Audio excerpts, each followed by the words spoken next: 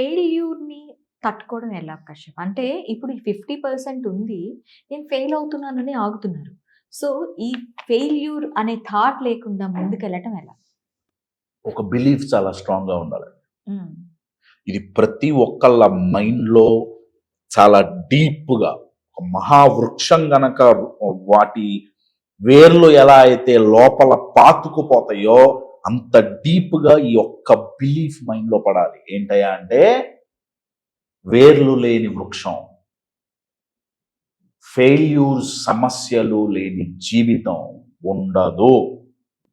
ఇది ముందు first fix అవ్వాలి. అంటే కశ్యప్ పర్పస్లీ ఫెయిల్ అవ్వమంటున్నావా, ప్రాబ్లమ్స్ ను కొని తెచ్చుకోమంటున్నావా? కాదండి. ఇది మనం మెంటల్ గా ప్రిపేర్ అయితే ఏమవుతుందంటే ఫెయిల్ అవుతాం, ప్రాబ్లమ్స్ వస్తాయి అని మెంటల్ గా ప్రిపేర్ అయితే ఏమవుతుందంటే అవి వచ్చినప్పుడు భయపడు, చాలా ధైర్యంగా ఎదుర్కోగలరు.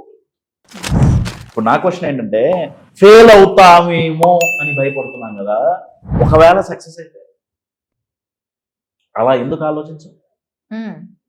ఓన్లీ నెగిటివ్ ఎందుకండి? ఇప్పుడు రిజర్వేషన్స్ ఎవరికైనా ఇష్టమా? ఎవరికి ఇష్టం లేదుగా. మీ బదులు మీకు రావాల్సిన ప్రమోషన్ రిజర్వేషన్ లోనో రికమెండేషన్ లోనో ఇంకొకటికి పోయింది, మండుతుందా మండదా? కదా. మనకు రావాల్సిన ఒక అవకాశం రికమెండేషన్ లో ఎవరికో పోయింది, మండుతుందా మండదా? అక్కడైతే రిజర్వేషన్ రికమెండేషన్ లేదు, మరి నెగిటివ్ పాజిటివ్ లో రిజర్వేషన్ ఎందుకండి? ఓన్లీ మనం నెగిటివ్ మీద ఆలోచిస్తున్నాం, వాళ్ళు పాజిటివ్ పట్టించుకోవట్లేదు. సో ఫెయిల్యూర్ అనేది పోవాలి అంటే ఫస్ట్ ఈ బిలీఫ్ ఉండాలి. ఫెయిల్యూర్స్ ఉంటాయి. అందుకే నేను ఎన్నోసార్లు చెప్పాను, మళ్ళీ చెప్తున్నాను, లైఫ్ అనే పదంలో నుంచి ఎఫ్ అనే అక్షరం తీసేస్తే మిగిలేది అబద్ధం. ఆ F is failure. Okay. So